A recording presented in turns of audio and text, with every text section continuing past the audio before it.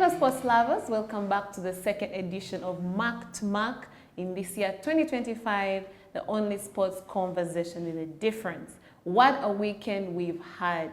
I mean, we saw Arsenal, how they proved us that they're serious title contenders. And then we saw Djokovic, how he breezed through Melbourne like he owns it. And on the other hand, we are seeing LeBron yet proving us that it is just a number with a fantastic, play over the weekend. So I'm Parley Rose, your favorite moderator, with the most outstanding duo, that's Mark Namanya and Ssali. So grab a coffee or any soft drink or something, stronger, because you're just starting right now. So on to the menu. Today we have, the first on the menu, we have the transfer window special. We'll be talking Kolo Muani, Doniel Malen, and all the goal getters on the move this January. And then we have the Premier League special, Liverpool Champions and Manchester, are they relegated or not? It will be a top to bottom conversation on the second half of the EPL. And then we have Aussie Open and the NBA special, where we'll be looking at who will be winning the Australian Open this week. LeBron and Curry, where we have to look at the NBA as All-Star Weekend approaches. And then we have the Ugandan golf and basketball special. On the greens, we'll be having Mark Namanya, and then Ssali will be taking us through the City Oilers legends who have signed for non-Blazers. And then I'll come up with the Pulse wisdom, as usual. And then, the betting predictions later on. Now, on the transfer window, January is here, and that means one thing, okay? That's shopping time, guys, shopping time. Of course, most, clubs are scrambling for the best deals, and, from Kolo Muani to Doniel Malen. But let's be honest, some of these transfers, they might be, instant hits, while others, it might be like shopping for fireworks that will never go off. But Mark and Mark, who is nailing this January wish list? Mm-hmm. Well, for starters, by the way, I must warn you, Paul, that in the January, especially the January window, the speculation is more exciting than the actual deals, because very few deals happen. Like we said last week, very few deals actually get to really happen because of the dynamics involved in such a short period. The dynamics, I'm talking money. Because of the FIFA Fair Play rules, clubs have got to be careful about how they balance their books. And it's a very short window in which to be able to do that. For most, especially the big clubs which you pay attention to, they've got to offload to be able to buy because they have got to balance, like I said, their books and ensure that they are still within the rules which say that they must be making more money than they actually spend, genuinely making that money. Or they must be making the money they spend. Yes, actually, yeah. Yeah, but although clubs know how to manipulate those books, we've seen some big culprits in Europe about that. The reason you talk Kolo Muani and Doniel Malen is, again, because we have not had the blockbuster signings that we hoped we would have. Yes. And those are two of the guys who are moving. Kolo Muani is the French striker, the young French striker who's most famous for his miss at the World Cup final than any goal he has ever scored. Wow. Kolo Muani had the chance to give France the World Cup title in Qatar in 2022. Mark was right there.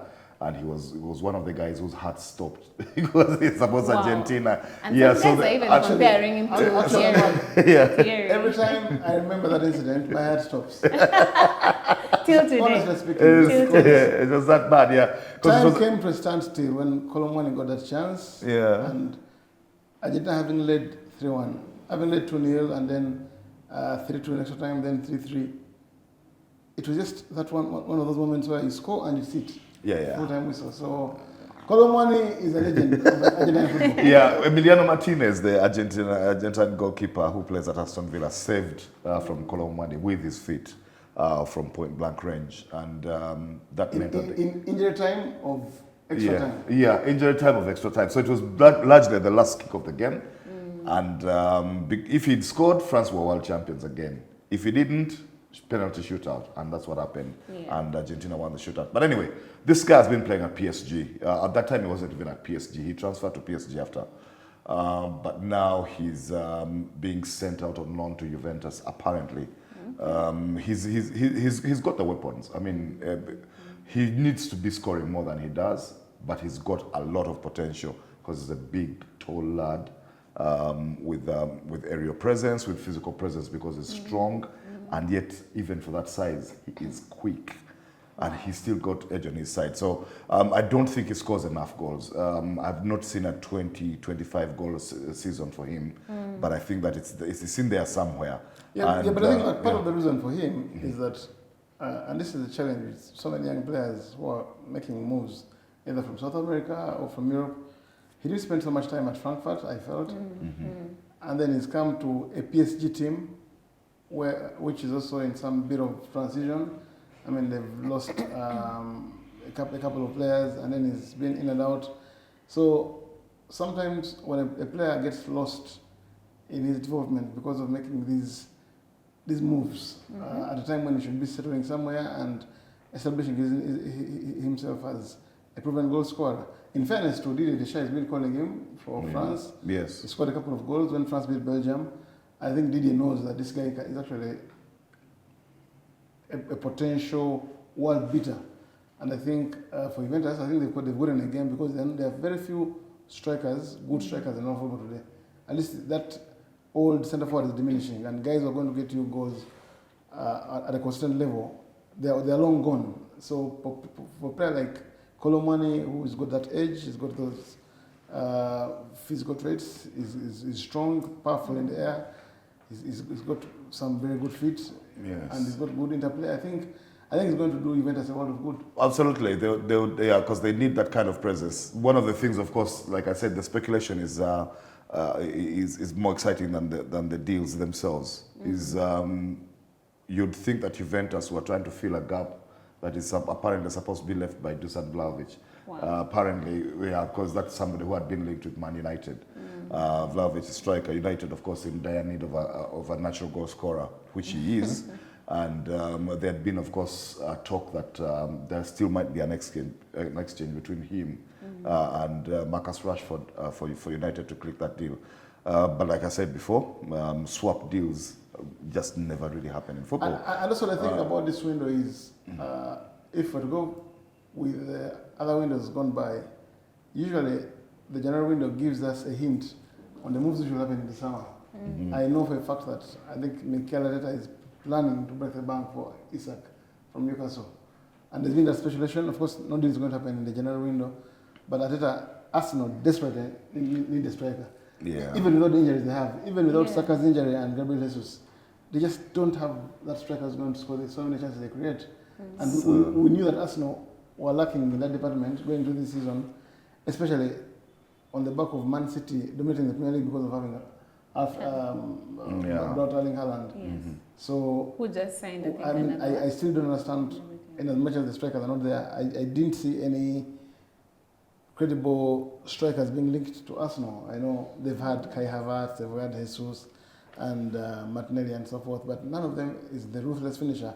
Arsenal, because Arsenal makes the chances, defend the chances. And the chances that Liverpool creates, they just don't convert them. Yeah, absolutely. So yeah, they might do some business in the summer, but going back to the Colomwani deal, is because Colomwani, of course, like Mark was saying, suffered from the transition that PSG were having. He was one of the guys supposed to lead the new era without Neymar, Messi, and Mbappe. These guys left in preceding years. I mean, each one, Mbappe to Madrid, Neymar went to Saudi Arabia before, and then Messi ended up at Inter Miami in the US. So Colomwani with Bacola and a few others were supposed to be leading the new PSG. They're doing well in the French League One.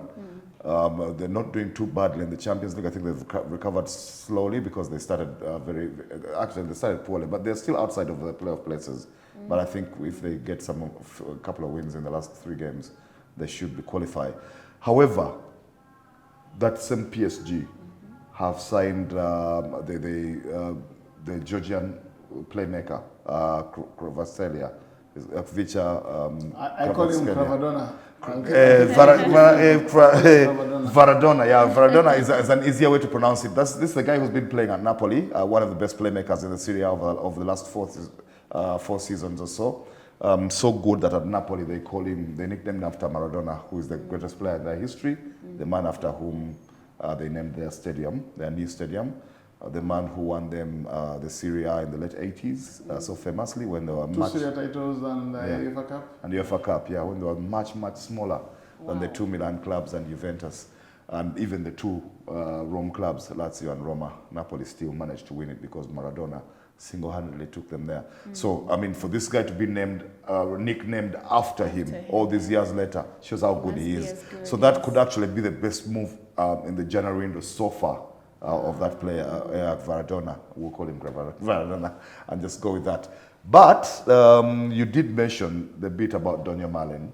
But Donny Malen is, again, like Kolomwani, a guy who came to the fore playing for the Dutch national team at the last two major tournaments, especially the last Euro. That's where many people stood up and noticed. He's been playing at Borussia Dortmund. He's a very quick guy, scores every so often. He's can be erratic as well. He can be hit and miss, but he's got the pace and the ability to beat a man and score that is needed in English football. The way the tempo at which it is played, and Aston Villa have brought him in.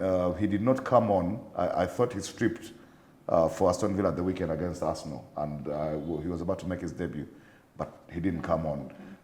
So Villa have brought him in there to bolster an attack which already has Oli Watkins and John Duran, the Colombian, which has Leon Bailey, the young man from Jamaica. I mean, that's some firepower from us. He has firepower, yeah, as well as Morgan Rogers, the young Englishman who's also making waves. So I think that Aston Villa have bought well under the circumstances. He should be able to help. Outside of that, I don't know. We are still waiting for that one blockbuster move. Maybe on deadline day, Mark, something might happen, especially with a club like Man United. Yeah. The only thing that has happened there is they sent the young academy striker Joe Hagel to out on loan, and yet we were expecting that Jokeres to come in. They are sending out a Joe Hagel, but I'll be shocked if Rashford stayed beyond January, because after the defeat to Brighton. The coach Ruben Amorim was asked about Rashford, and they said you should ask him. So, I mean, that was a response which basically directed the issue being the player and not the club. Now, I don't know if it makes sense for the club to hold on to their highest earning player for 5 or so months without playing him. Yeah. And yet there are willing buyers available. Maybe they're not meeting the club's asking price. I know that Juventus and AC Milan are very interested in Marcus Rashford. And I think they'll definitely make use of him, especially AC Milan. And then, of course, Mark, there's also another speculation regarding Kyle Walker, because he's submitted a transfer request to Man City. I don't know if it has anything to do with his private life, because he's been having... he's going through a messy divorce, a messy divorce. So it's been the theme at Man City, because Pep Guardiola has actually gone through a very rough one himself. People are wondering if it has actually affected the way City have been playing, because so all this time. She has taken half the man's fortune. But anyway, we'll talk about that. Guys, let's not even go there. Okay. AC Milan have also been linked to Kyle Walker. Milan themselves have been hit with a couple of injuries. So I think I don't know whether they're trying to get stopgaps or they're trying to sign these guys on long-term deals. But typically, the January window is always a bit mundane. Senior stuff happens on the 1st of June. On 1st of June, yeah. But like I said, you just hope that there's a blockbuster. On deadline day, there's panic, or as the deadline approaches. And on the last day, there just might be one. And like I insist, I'm not looking further away from Man United for any blockbusters should something happen at the end of the window. And we'll talk when we talk about the EPL about why they did one. Yes. All right, so on to the Premier League special. I don't know, is Liverpool back on top? Manchester, are we getting back down there at the bottom? It might be a stretch, but Premier League, keeps us all guessing, as you all see. Also, as Arsenal is flying high. I've been telling Mark Ssali that. Yes. Liverpool won this title a long time ago. Mark has refused to concede. And I've been saying no. Like it's there, like it. Yeah, he refused to concede. It's already I refuse to concede that they're champions. Yeah. They probably will be. And he's just being obstinate. Well, But they have work to do. Liverpool have a team which is fit. All their main players are firing on all cylinders. Yes. They managed to dig that result against Brentford out of nowhere. In fairness, they dominated the game, hit the woodwork, had 37 shots on goal. And sometimes when you're going to win the title, you need to grind out wins of that nature to win the title. United famously pulled off many such victories in the years gone by, even Man City and Chelsea and Arsenal. So I think that they showed the mark of a champion in grinding out that victory. But the reason why I think Liverpool won this title has nothing to do with them. It's the chasing pack. They're just too inconsistent because Chelsea have now fallen way off. Man City are way off. That even now they've picked steam. They just can't bridge that gap. They are trailing Liverpool by 12 points. And then Liverpool have a game in hand. If they win it, that's a 15-point deficit. No way Liverpool are going to, even if Man City won all the games between now and the end of the season, I don't think they'll bridge that gap. Arsenal, they have the injury to Saka, which ended their championship chances, as far as I'm concerned. And I think Nottingham Forest are enjoying a Cinderella run. Full credit to them for putting on the sort of run they've managed to put up, because this is a team which you'd commonly associate with mid-table or fighting relegation. But I think they've done such a fantastic job. I mean, you've got to give Nuno Espirito all the credit in the way they are bossing games, they're scoring goals, they're getting the most out of their striker, Chris Wood, and the guys around him, Anthony Elanga, Aina. And I think Forest are going to make it exciting, but they won't win the title. I don't think they have the lasting power over 30 games when compared with Liverpool. So, like I said, this championship is over not because of what Liverpool is doing, but because the chasing pack just don't have the lasting power to compete with Liverpool. Yeah, it seems that way now. And when Liverpool have faltered, the chasing pack, I agree with Mark on the inconsistency bit, because they've not taken advantage. Even when Liverpool, they've not really faltered over a long stretch yet. I still feel there's a blip coming somewhere, somehow. Yeah, because Mark, the true draws Liverpool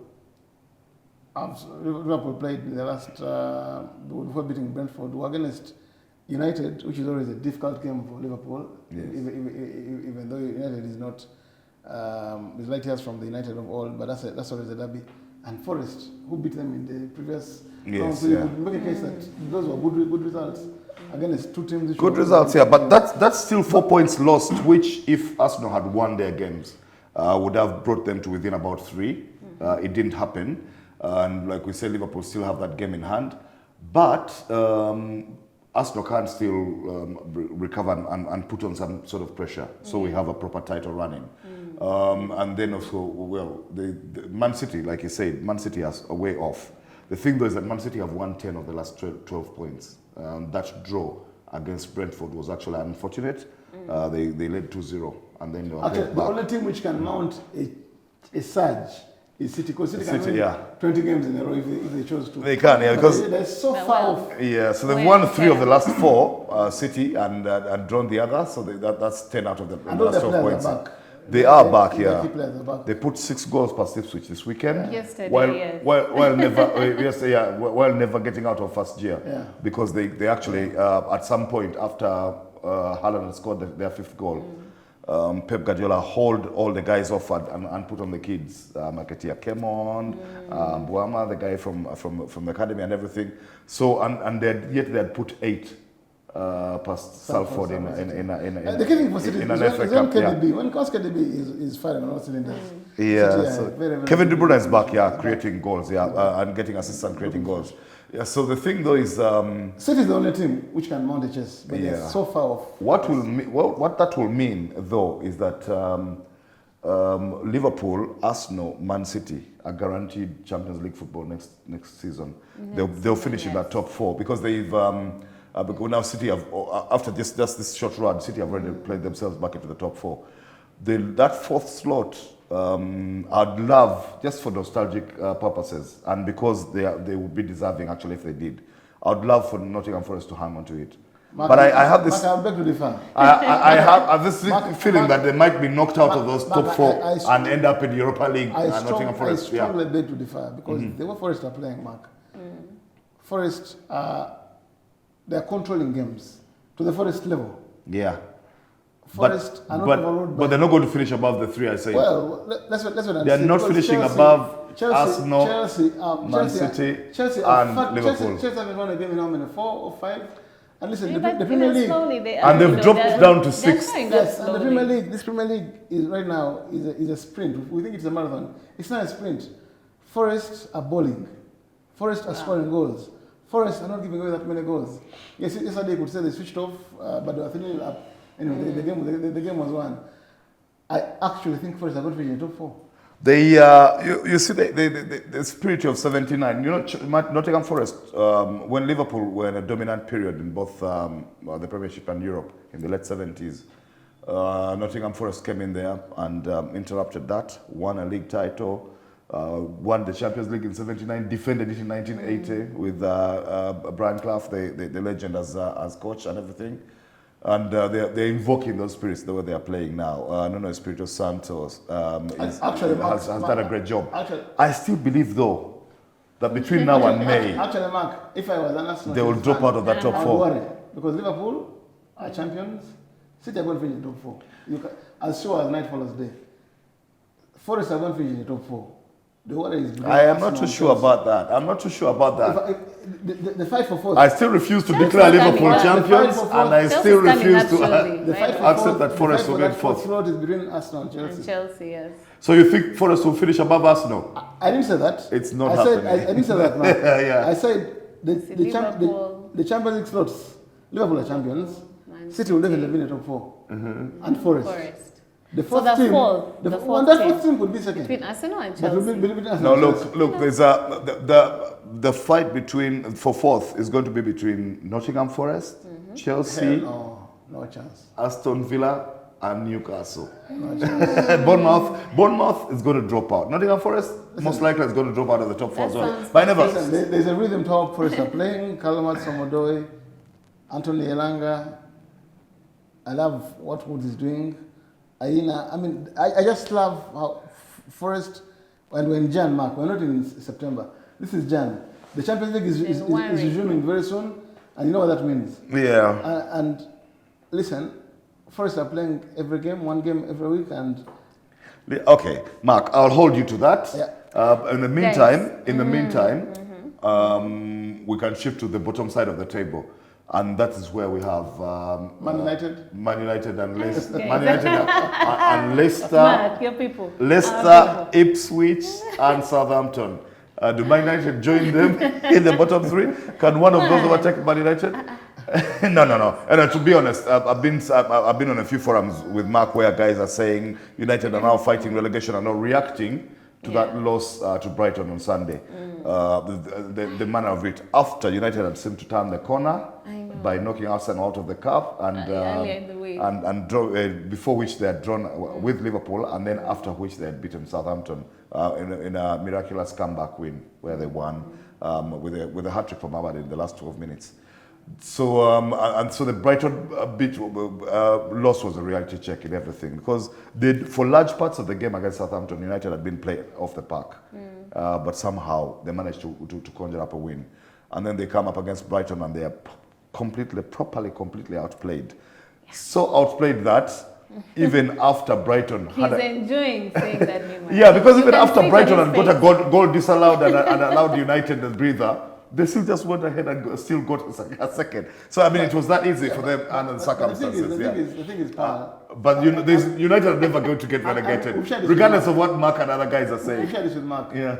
You've got to love Brighton. You've got to love Brighton. A very small team, Brighton of an Albion. Yeah. But they've been consistent with the buys they make, their scouting network, and the football they play. They've lost coaches. They've transitioned very, very well, and nothing. Lost star players as well. The consistency is what is. They lost McAllister to Liverpool. They lost Cucurella to Chelsea. Caicedo to Chelsea. And nothing changes about how they play the game. Yeah. They pass the ball. They work hard. They are not intimidated, and it doesn't matter where they're playing. I mean, you just have to see what they're doing to United. United could have scored, could have considered more goals, a lot more goals. Brighton were in complete control of that game from the word go. And I think for me the big worry for United, Mark, is the fact that they conceded early. The team's confidence levels are not yet up there. They can psych themselves up against Liverpool, Arsenal, and whichever team, Man City. But like you've always preached, Mark, the league is won by the points against the smaller teams, because they are more. I'll use them smaller just figuratively. The smaller teams are more than the big teams. You would only play Liverpool, Chelsea, and Arsenal. How many? 6 games altogether. How about all the other games over? Of the 38, 8. If you add Man City to that, it's 8 games which you consider to be big. Yeah. Maybe Spurs. That would make it 10. But the other 28. Spurs are a small team. No, Spurs are traditionally big 6, by the way. But they're going through very hard times. And by the time we came on set, there's still not been an announcement on Ange Postecoglou being sacked, and that is the big surprise for me so far, because I thought he was leaving today. I struggled to find the difference between Southampton and Spurs. I thought he was leaving today, but never mind. Anyways. What happens is that ultimately, United, even if they're a work in progress, they are not going to get relegated. Thing though is that what is hurting them the most, outside of the fact that they're making adjustments to a new manager and a new system in which to play, is the fact that the players have still not switched in terms of attitude and mentality to a team that actually consistently competes in a league in which everybody is competing. So what they have now is what you'd call a giant killing mentality. They come up against Liverpool, they throw everything at Liverpool. They even managed to equalize. Liverpool never dropped points after taking leads the way they did, but they still even managed to get an equalizer late. Actually, the iron of it all, Mark, is that this is how Liverpool was back in the day when they were an also run. Yes. They would psych themselves up against for the big ones, against Arsenal, against Chelsea, and that's it. So these and then they others go and lose to Swindon. And finish 6th in the Premiership, having lost, So United... They're not short throws. So United will psych itself up, beat City at Etihad, come close to beating Liverpool at Anfield, knock out Arsenal out of the FA Cup with 10 men, and then go and lose to Wolves and I don't know. And Bournemouth and Newcastle in a row. Yeah, they almost actually they struggled against Ipswich. We were lucky to win, but struggled against Southampton. We were lucky to win. So the thing is that the giant killing mentality is such that they are not putting the same efforts into playing against the small teams as they are the big ones. Because if you can stop Arsenal shooting on goal for almost 70 minutes with 10 men, how is it that every move Southampton make or Brighton make ends up with a shot on goal? That is because you're not closing down spaces, you're not getting into the way of shots, you're not making tackles, you're not sacrificing your bodies, you're not sacrificing to pick up yellow cards and everything just so you stop the opposition. Because if they had done that in both instances against Southampton and Brighton, they would have stopped those guys scoring and hit them in the break. Even the games against Wolves, Nottingham Forest, and Bournemouth and Newcastle. This same thing, So that is still hurting them, but it's a mentality that can change. One of the things that has got to change with it, ultimately, is that Ruben Amorim has then going to be allowed to make a few signings that he can claim as his own. Because when the people who are up against United's system, the 3-4-3, one of the things they would like to see is for Amorim to sign the players who they think fit in it, because they think these guys are a wrong fit. I don't agree with the school of thought, but I see it everywhere, and I understand where it's coming from, that these guys are not a fit for the system that Ruben Amorim wants. I just think they're lazy. I think they're lazy. But personally, I just think they're lazy and they're not taking their job seriously enough, because it's not too difficult an adjustment to make. But the thing is, Amorim has got them to brandish. Sir Jim Ratcliffe has got to brandish the check. Amorim has got to make a few signings of his own and fit them into the places where he wants them. But I think but that is next season's job. I think another problem for United, which is a very critical problem, is that question of the left wing back, because Luke Shaw has become a permanent resident of Malago.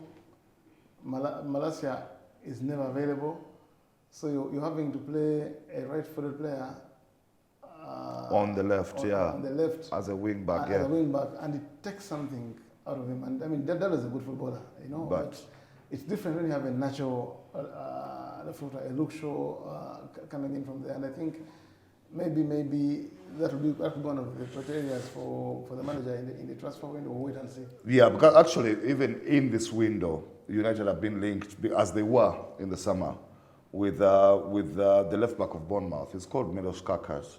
Milos Kakas is a Hungarian who actually played at the Euros and played well there. He's been part of, he's exemplified what Bournemouth have been about this season.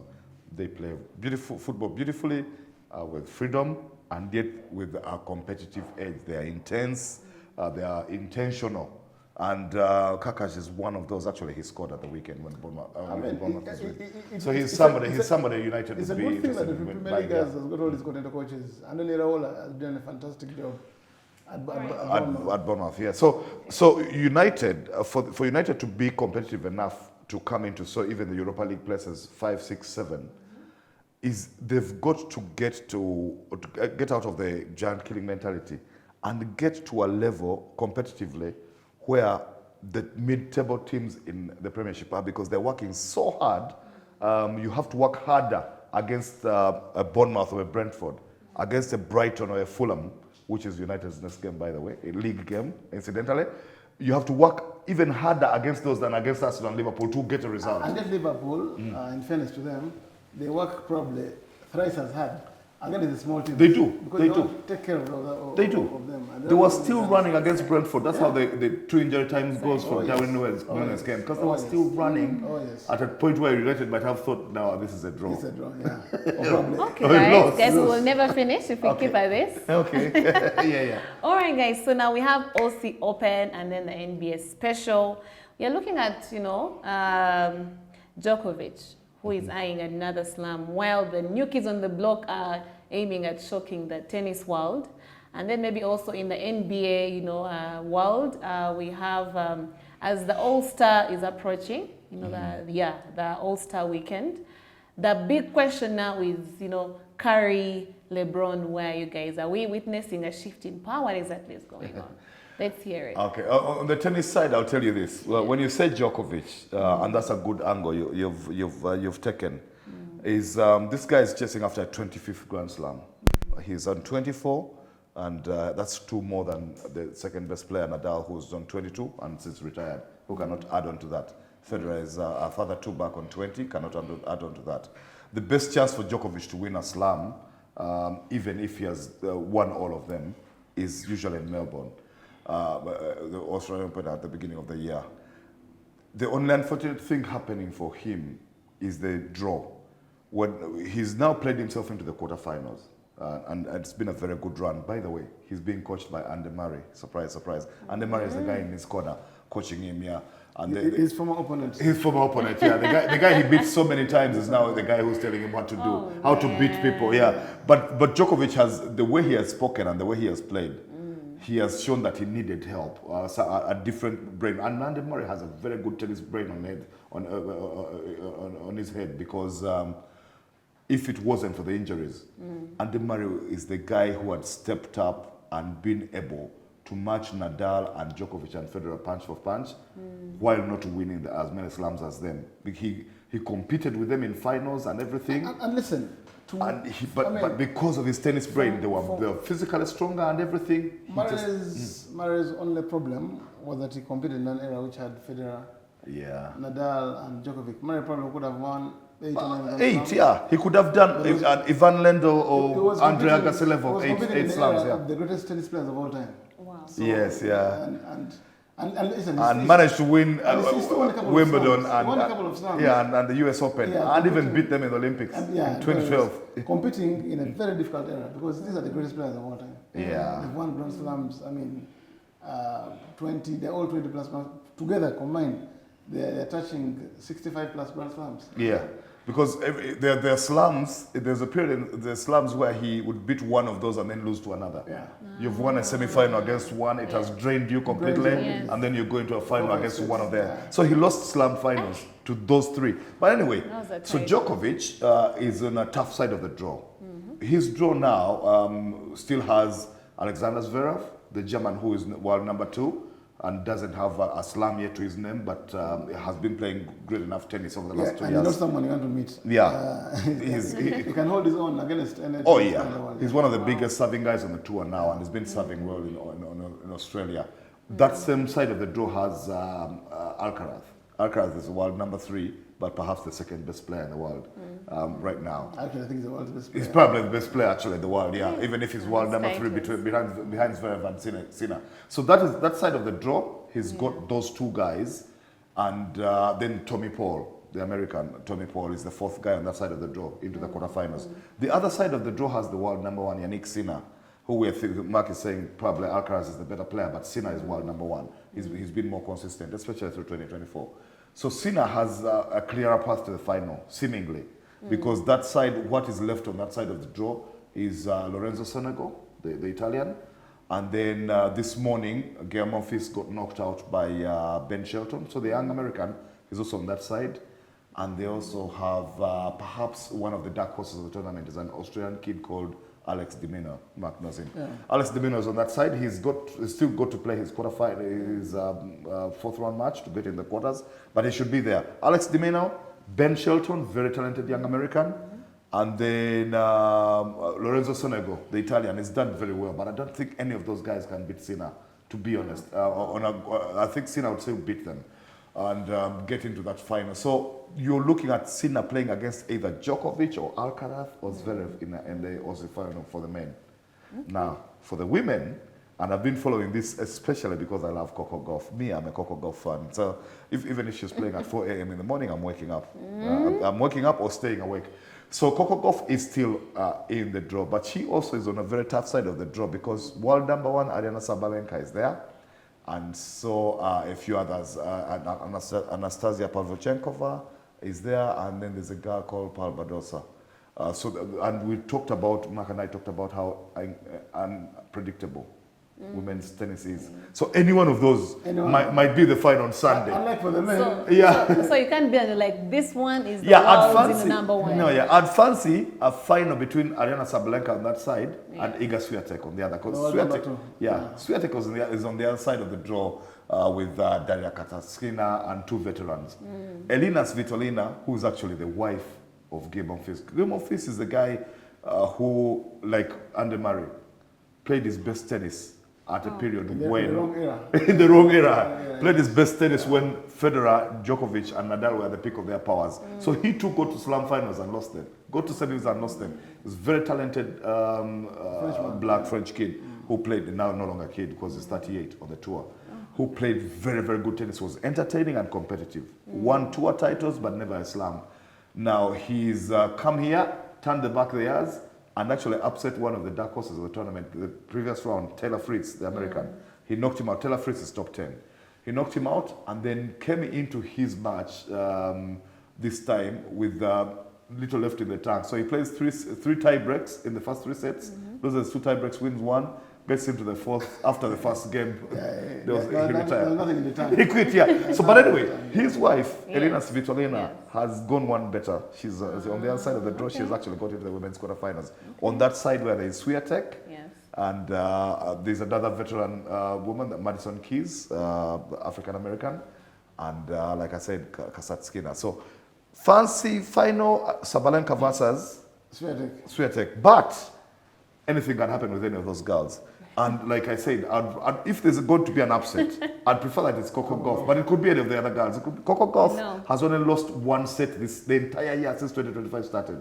1 set, the one she lost to Belinda Bencic in the previous match, and then went on to clean out. But she had won all her matches previously in the Australian Open without losing a set, and she hadn't lost a set in any of the preparatory tournaments coming into the Aussie Open. So she's on fire as well. I'd love to see her beat Sabalenka. I am hoping it can happen. I'm not too sure. Yeah, the voltage is going higher as we age closer. Yeah. There you Okay, are. and the NBA? Well, in the NBA, you talked about Steph Curry and LeBron James. I actually do not know Mark, and I know we discussed this at the beginning of the season. If LeBron James or Steph Curry will ever win another NBA title, to their illustrious resumes, because LeBron is 40 years now? 40, yeah. Steph Curry is 36, 37, unless they make some blockbuster trades. Or if they team up, and I don't know if it's going to happen, because there's been talk That would be of one of them leaving the other. Steph will never leave the Bay Area, never. Probably it will have to be LeBron leaving, which I don't see happening. But both teams have been very, very wobbly. To them, I think the Lakers were beaten by the Clippers. Golden State Warriors are playing hot and cold, although they did win. They did beat the Wizards. I think you have, if you see what the Cleveland Cavaliers have done this season, they've got a younger team, which is mobile. They've got agility. They've got a lot of youth around them. Altogether, you see what OKC are doing with Shea Gilgeous, and of course there's that man, Nikola Jokic, who is still in the NBA. Yeah. At the credit to Nikola Jokic was for the first time, I think, Westbrook has a teammate who's gotten the best out of him. For some reason, there's a chemistry between Westbrook and Jokic which no one could have anticipated. I'm seeing a certain freedom with the way Westbrook is choosing his shots, his assists, his fast breaks. There's a certain thought process which I hadn't seen. Because of playing with a great man. Look, Mark, there's LeBron and then of course the Relegation Champions. LeBron and Steph winning a title, another title. Yeah, it's looking unlikely. For each one of them has 4 rings. Something has got to drastically happen because now LeBron is actually in the playoff picture and Steph is not. The Warriors started at some point, actually led the Western Conference at the beginning of the season, over the first 12 games and everything. Now they are out of the picture for even the play-ins because you've got the first 7 teams, the first 6 teams qualify automatically for the playoffs, but from 7 to 10 have got to go into a play-in. And the Warriors, I think, are ranked 11th at the moment. So Warriors and the Phoenix Suns, the Suns with Devin Booker and Kevin Durant and Bradley Beal are also down there. But and so that Western Division is led by OKC, like you said, the City Thunder, Shai Gilgeous-Alexander and Doc and everybody. They're just balling. And yet they don't even have Chet Holmgren, who you expect will be back for the playoffs. Yeah. So they're leading that conference. Houston Rockets, surprise package, second. Ja Morant and the Grizzlies are third.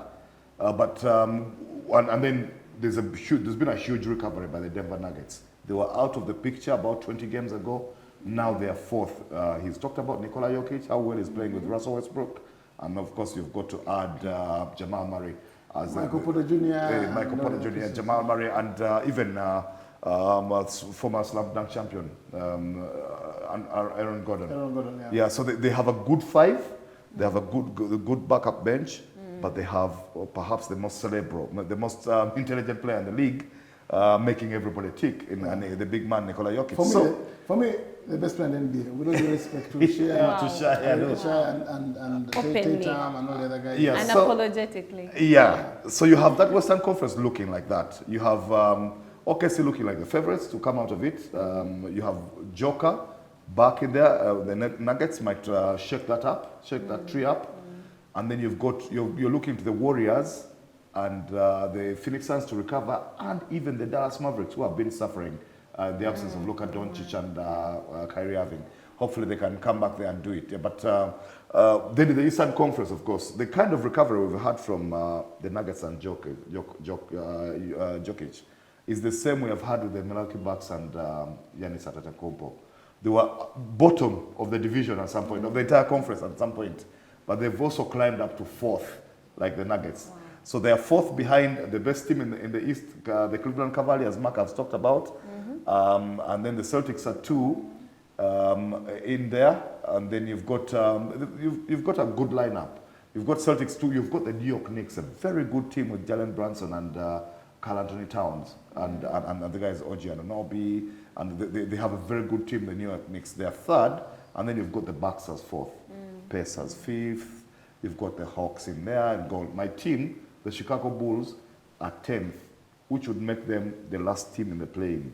Unfortunately for them, just behind them are the Philadelphia 76ers, who now have Joel Embiid fit again, and Paul George fit again, all playing with Tyrese Maxey. So I think my Bulls might not make the play-in again. If the Sixers climb over them, they'd have to knock somebody else out. And I think, Mark, out of that playing picture. The most dangerous teams to play in the postseason are teams like Philadelphia 76ers. Yes. Because they've got the firepower. They've got players who understand what it means to play in a 7-game series. Yes, yeah. They've got the ability, the mindset, but also the experience. Yeah. So it will actually be a very, very awkward game, say, if you got the Cavs having to play the Sixers in the first round of the playoffs. If the Sixers came through a play-in and then had to face the number 1 seed and it's the Cavs, it's a very, very, it would be very tricky game. Tricky stuff, yeah. So it's just the same way as OKC would have problems if say, either the Warriors or the Suns came through a play-in and have to play them in the first round. In fact, actually, the worst team to play in the first round of the playoffs is a team like the Lakers. Yes, yeah. With LeBron and Anthony Davis and Reeves. I mean, they can take on anyone. It can, yeah. But although that, thankfully for them, LeBron looks like they might just qualify automatically. They're 6th now, but the wins are so, the points gap are so narrow. So narrow. That you can drop from 3rd to 8th. In a blink of an eye. Yes.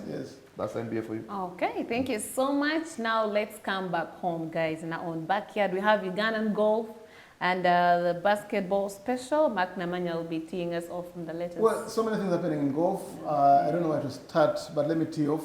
One, we had the fundraiser at Uganda Golf Club over the weekend for Masaka Sports Club, because there was a Mark, you were Masaka born. I come from that region. Originally, most of these districts, the federal districts, each one of them had a sports club. Jinja, where I was born and raised, Masaka, name it, Mbarara, Mbale, and all the likes. But increasingly, over a certain period of time, there were encroachers and land grabbers who saw golf as in a sport which made no meaning. Yeah. So most of this land was taken by some selfish people who had access to power and so forth. So a team of enthusiasts have taken it upon themselves to make sure that Masaka Sports Club is revived. Currently they are basically reclaiming the course, and they've done some very, very good work. I know some of the guys at the forefront have been Dr. Katose Bale, also Paul Nalkola Mwanga, Martin Chivumbi, and a couple of guys, a couple of Max Ali, you should be part of this. Yes, I need to be. Actually, that's a huge challenge. A couple of billions. And an inspiration. I must join the Masaka Club. You should join Masaka Sports Club. So there was that fundraiser which was raised at Uganda Golf Club, and there were many companies which competed as teams. For every company which participated as a group, they were paying 500,000 for the team, and then the green fees for the individual golfer was 50,000, and of course there were many other pledges and contributions which were made on the 19th hole, all purposed to revive Masaka Sports Club, to bring it at par with all the other clubs in the country. Mbale Sports Club, Kilembe Golf Club, Mbale Sports Club, and the likes. Tororo. And then Tororo and the various other clubs. The next week, of course, on Tuesday, there will be the Pearl of Africa World Series launch. I did talk about it. The Deputy Speaker, Thomas Taiwa, will be launching it at Uganda Golf Club, together with a host of very important people in the world of golf, the President of the Union, Jackson will be present, as well as a couple of trustees of the Uganda Professional Golfers Association, Innocent Chika, and a couple of other guys. This series will be played across 4 courses, that is Uganda Golf Club, Lake Victoria Center Golf Resort and Spa, Entebbe Golf Club, as well as Lugazi. And there will be a huge kitty, like I discussed earlier, for the professionals. The Ronald Gumayos, the Rodel Gaitas, Grace Kasangos, and a couple of other female professionals. Otile. Well, actually, Ronald Otile.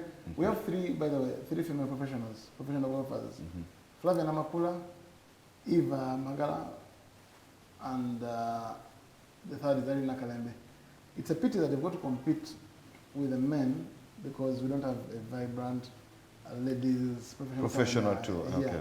Although I'm going to join. yeah, but to get a bit of parity, to get to professional. to get a bit of parity, whereas the men tee off on the blue stones for the professionals, the ladies tee off on the white stones. Okay. Which are the professional for the ones for the amateurs. Yeah, for the amateurs. Yeah. Otherwise, it would be disadvantage to them to make them tee off on the same stones as the blue stones.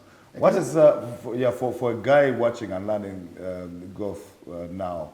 What's the average distance between the blue and white? And the white. So that then you see. That's a good question. So that a woman doesn't have to hit 300 yards. Yeah, but typically, on average, you're going to say maybe 56 yards. 56 yards. Okay, but underestimating the women, eh? Yeah, but for some courses like Lugazi, because Lugazi is quite a long course. Yes. Long course, the difference is like 100 yards. 100 yards. Yeah, from our stones with amateurs, the male amateurs to the ladies' tees. 100 yards, 80, 90 yards. So typical on average. Do they hit long, Eva and the girls? Flavia is the long hitter. Flavia Flavia is I think the longest hitter among the ladies, as well as Irina Kalembe. Of course, Eva being the older one. Yes. Her distance has diminished, but she has decent length. Okay.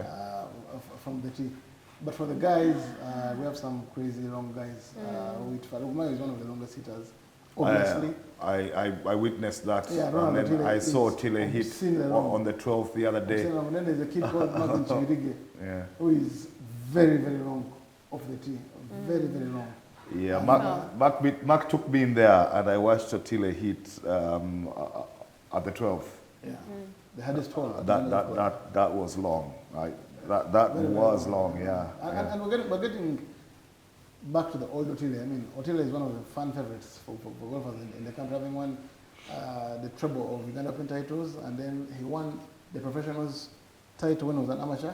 Of course, he never got the kitty because he was an amateur then. Yes. But he excited and then thrilled golf enthusiasts a couple of years ago, maybe 8 or 9 years ago, when he beat the professionals, the Ndizas, Mutia Madalisos, and Jacob Okelos and Greg Snows as an amateur.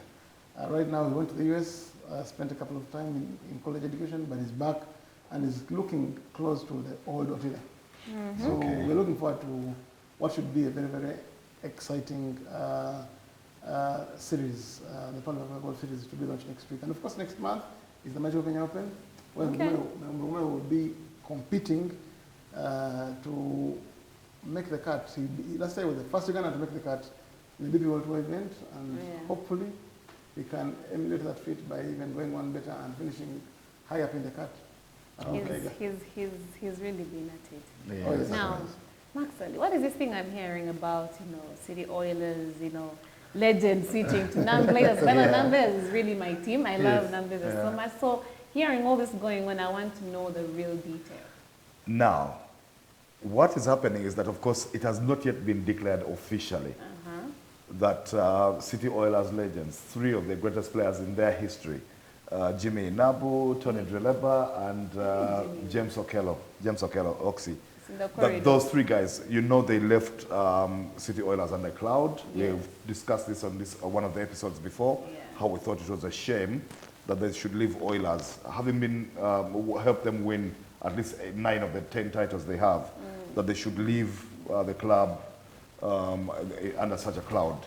There was an opportunity, apparently, for them to get back into City Oil. I remember watching City Oilers prepare for BAL, and I said it here on one of those episodes. I watched several training sessions of theirs, and actually, Oxy and Jimmy and Tony were present, but it's because they were using the same court in Lugogo, at the Lugogo Stadium, to train, because they were going to represent Uganda at the 3-on-3 in Madagascar. So I think they'll get off court and the Oilers will take over on it. And I remember looking at these guys and saying, man, this is so sad. They're looking at their teammates. I don't know what they feel in there, if they've got closure and all, but they should be part of this. And now it turns out actually that they made themselves available even at that time. But Hajis and Tour and the guys at City Oilers were having none of it. They did not approach them, they did not discuss anything, they didn't take them back. Like I've said, Mark, I've said, for me, one of the saddest episodes of sport for me over the last decade or so is how Oxy, especially Oxy, because Dreba came a bit later. Yeah. James Okello and Jimmy Nabu Nabu, yeah. left City Oilers. For me, they did. they should never have left the money they did, given what they contributed to City Oilers being the club they are today. Yes. I mean, you can have a messy divorce, but certain things are etched in stone. Yeah. And City Oilers, the story of City Oilers will forever and ever be connected to Oxy And Jimmy. Nabu. And Jimmy. And Tony as well. Tony as well. Yeah, for what they did. But now it transpires because what happened is that when these guys left, they had stints where they tried to go play pro ball outside of Uganda. I think for Jimmy it was Congo. He went to the Congo. Same team to which City Oilers have actually lost their big man, Moses. But they came back. I think in Jimmy's case actually even got injured. So he couldn't continue there. They came back, and now the league here had ended, so they tried to register for Night Riders so they could play in Div 1. Yeah, but there was a mess with the registration and they couldn't play. So they had been playing, and now they need to get back on court. Night Riders is in division. Yes, yeah, Division 2, I think, maybe something like that, in Entebbe. Yes. Yeah, because that's where Jimmy grew up anyway, in Entebbe. So that didn't happen. Now, the league is going to resume at some point, and these guys have got to get back on court. Yeah. Oilers are not taking them back. It looks like Oilers are saying that's done, it's done. Yeah. It's a chapter closed, yet the opportunity apparently was there. So what do they go and do? Is apparently agree to go and play with the team that should be Oilers' biggest challengers for next season, Nam Blazers, the ones who have been actually for the last 2 seasons. Oh, yes. Now, the signing hasn't been made official. But for most people on the ground in basketball, they're saying it's just a matter of time before this is actually announced. Listen, now, corridor talk. Listen, if it is, if those three, Tony Drileba, James Okello, and Jimmy Nabu, actually put pen to paper for Nam Blazers, I will not miss an Oilers Nam Blazers game. Even if I have a flight, Nam Blazers. I'll rather miss a flight. That this again. No, it will be very interesting, yeah, because Oilers, of course, have the younger roster, Yes. and they have got the money, the financial muscle to add on to that roster, And also the organization. Yeah, the organization. So what will happen, I think, is if these guys sign for Nam Blazers and all, Oilers have lost the big man, Moses, like I said. Yeah. They've got younger guys who can outrun Tony and Jimmy, that crop of young guys that they have with Ivan Mahwezi and Fahad Bale and Titus Luwal and a few others they've brought on there, Duani and all the others. But the experience, the court experience that and basketball IQs of Jimmy Oxy and Tony Drilova, individually and put together, aside that they will make for an interesting season. And if they get good players around them, I know that Nam Blazers every year their roster changes. I think they're losing Chuma, the big man. That's somebody you'd have loved to see them play with the Oxys. Mark, Yeah, you're disregarding the impact of basketball neutrals. yes. Because believe me, all of a sudden, every other fan who's not support Oilers, Who's those Oilers will support? Yeah, the same way they've been doing. Yeah, with all fans of power. We are tired of City Oilers. whatever. Nam Blazers. People supporting Nam Blazers Against City against Oilers. City Oilers. No, but if I'd like for the siding. And for me, I'd love those the 2 fixtures, the first leg and the second one clash. I love the fixtures build so that I plan my calendar here. Yes, and not to miss them. And then the potential of them facing each other in the playoffs. Absolutely. Now, I would like for these signings to be made official, just so they breathe life into the basketball league, because the City Oilers' dominance has caused a bit of a problem with the ratings, with the attractability of the league and everything. So it needs that kind of impetus, and it would be nice actually to see, because what would happen then if these guys actually put pen to paper?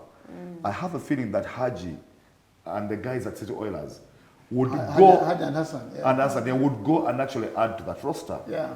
They probably would have Because Petty Parish and one of the other Americans come down to play in the league. Knowing the two of them, especially Haji, Yeah, Haji. the last thing they would want is to lose to a Nam Blazers team with Jimmy, Jimmy and Tony there. So the current roster they have, City Oilers still have the ability to beat every team, including Blazers, because while the Blazers might start guns blazing, usually by the second half of the season they are suffering from mobilization issues, financial issues, and all financial issues and everything, which is what all the opposition to City Oilers has been suffering, because the only team that actually plays regularly and consistently are Oilers, because theirs is institutional funding. Oh yes, it comes in there for So and now Jimmy and Tony and Oxy are used to that kind of organization and being paid on time and being paid consistently and everything. Other teams have suffered with this kind of thing. It's something that might affect them, the change of culture, but they'd be inspired, motivated by having to play well against the Oilers. I'm meant to understand that I think Namungo Blazers, I think there's a role at the Chief Justice. His son, the son of the Chief Justice, I think, is involved in Blazers. And I think their CEO is a golfer, Judge Ncha, a good friend of mine, who also has deep pockets. Yes. Maybe not as deep as the ones coming from Oilers, but he's got deep pockets. So regardless, I think for me it's a matchup which the basketball enthusiasts are waiting for, and you can be sure that the neutrals will be on the side of the Blazers. Yeah, to be interesting, but and it's a good story. It's a good story. Yeah, and one of the reasons they're going to need it really to non-Blazers to get these guys so they can inject some excitement into the league is, for example, because the other opposition is winning. KIU apparently have decided to go back to playing students in that team. Really? Yeah, these guys have been one of the big recruiters under Nasa Serunjoji, who's also the former president. He's been a big recruiter, bringing in the Melos and big Congolese and Kenyan big players have been coming in there. He even brought this guy from the Somali from American college basketball at some point. They're going back to using only students, like a student program like the one UCU have. And yeah, it's been rumored. I haven't spoken with NASA myself yet. I'd like to. It's been rumored that I think it's beginning to seed that in the long term, I don't, maybe control of that team and buying his own. Mark, in the long people term, are saying he bought our savior. I haven't asked NASA, but I need to ask him. Yeah. In the long term, maybe it's not the wrong model. It's a better thing. It's just that right now in the interim, it's not, they won't be competitive. But that has worked for UCU. Brilliant. UCU have been consistent. It's been there for quite some time. In fact, UCU are probably value for 1 or 2 championships.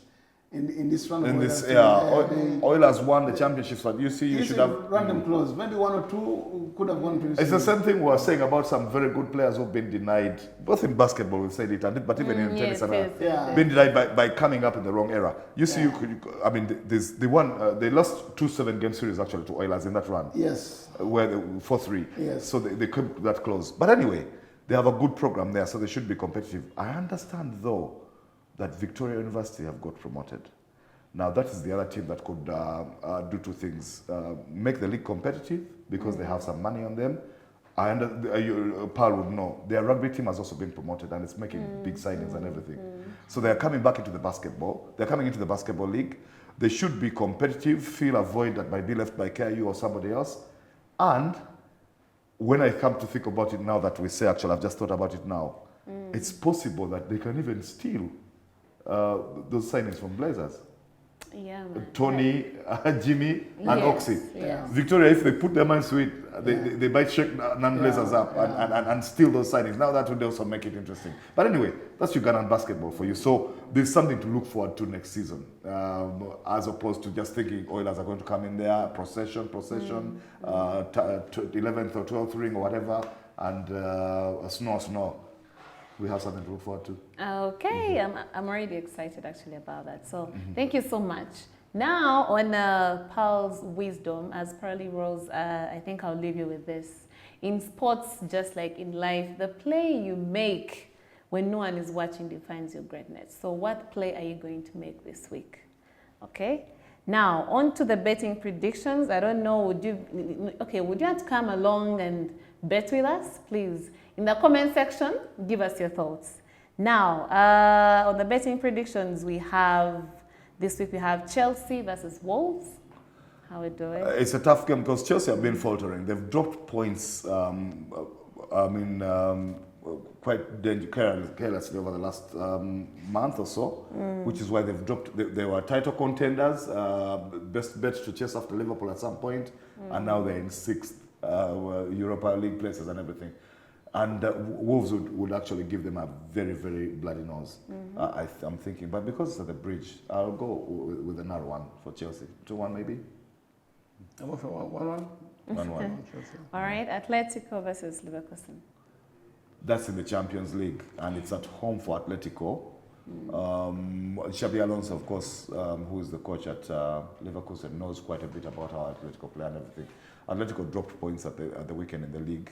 First game 11-1 in 16. In 16, They won the last 15. Wow, that's great. I think they're going back to winning ways. It will be tough, but I think they're going to beat Leverkusen. That will be narrow as well. I'm thinking 2-1 or 1-0. I'm going for 1-0 Atletico Madrid. I think so. I think they'll beat Leverkusen. Okay, then we have Benfica versus Barcelona. Wow, that's a tricky game at in Portugal. Benfica. Wow. Tough game, but I'm going to go for another win. I'm going for 2-1 Barcelona. 2-1 Barcelona? Yeah. Okay, I'll go for the draw. For draw, okay. Yeah. Then PSG versus Man City. That's tough as well. That's tough as well. And PSG need it badly. They need it really, really badly. But I don't see Pep letting them win it because Man City themselves, well, they're not doing too bad in the Champions League. They're within those places, but they need something there. PSG, Man City. I'd like to go for the away win, but let me go for X2. I fancy a draw between the two teams, but should there be a victor, it's the away team. Okay. That's a classic case of a GG. That's a GG, both teams will score. Okay, both teams to score. Yeah, but I'm going for Man City. BTTS. Yeah, BTTS. But I'm going for Man City. Or what our guys on the street will betters call Golo. I'm going for City. Tough one, but I think City will pull that one from the Parc des Princes. I'm going for a 2-1 Man City. Okay, and then Manu versus Rangers. That's a Europa League game on yes. Thursday, yeah, and I think United will win it. United will win it at Old Trafford because they've lost so many games at Old Trafford. It is unthinkable that they should lose another because it will be a good old scandal. Yeah. Good old scandal. Should they do that? Yeah, I'm thinking they should win. Rangers actually are a good team. I like them, but I think. And they've got a fanatical support, but this is not at Ibrox. It's at Old Trafford, so I'm going United 2-0. Okay. Yeah, Sorry, 2-1. I'm going for 3-0 United. 3-0 United. Wow. Okay, then we have Man City, Chelsea this Saturday. Wow, that's league at the weekend. Yeah. Both teams, they'll be coming out of Europe. Man City will be coming off a tough one. This is at the Emirates.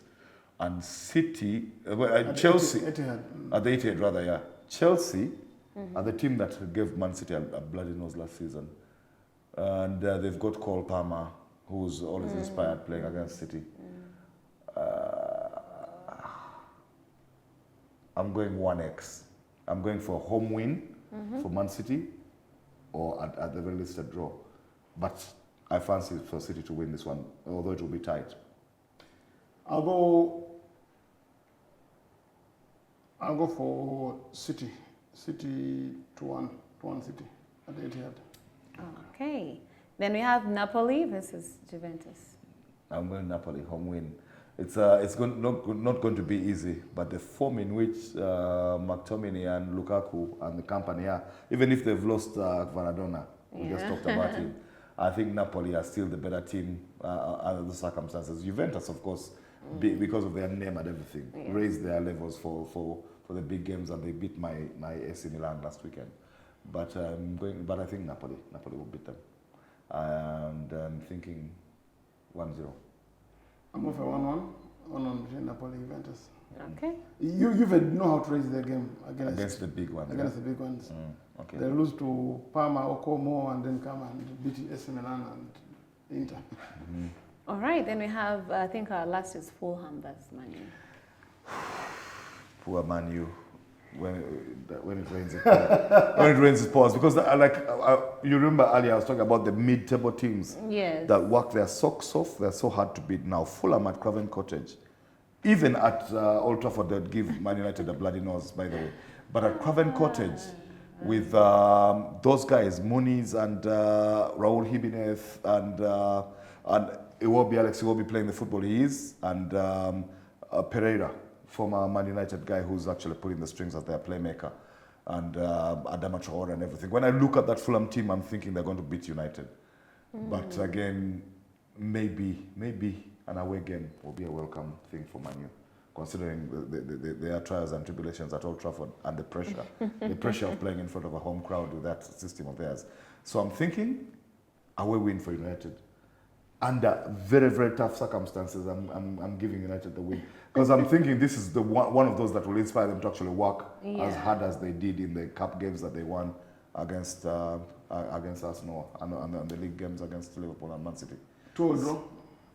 2-2 draw. Yeah. Okay. Thank you so much for watching, and this is a wrap for this week's Mark2Mark conversation that we get to have weekly. 2025 has started with a bang, and it's only getting better. So feel free to, go on our link, like, follow, share, and leave a comment down below. It would really be great. Other than that, until next week, stay sporty, stay winning.